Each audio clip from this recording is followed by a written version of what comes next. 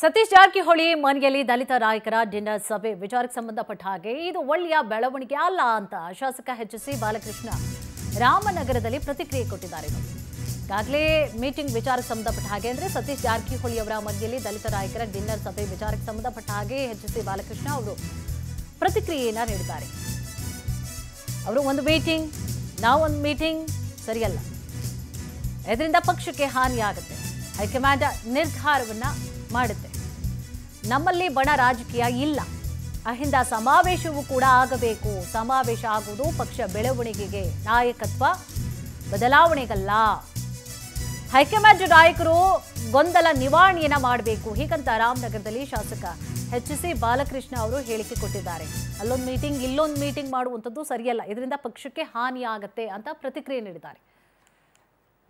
ಬೆಳವಣಿಗೆ ಅಲ್ಲ ಇದು. ಅವರು ಒಂದ್ ಮೀಟಿಂಗ್ ಮಾಡಿದ್ರೆ ನಾವು ಒಂದ್ ಮೀಟಿಂಗ್ ಮಾಡೋದು ಇದೆಲ್ಲ ಒಳ್ಳೆ ಬೆಳವಣಿಗೆ ಅಲ್ಲ, ಪಕ್ಷಕ್ಕೆ ಹಾನಿ ಆಗ್ತದೆ.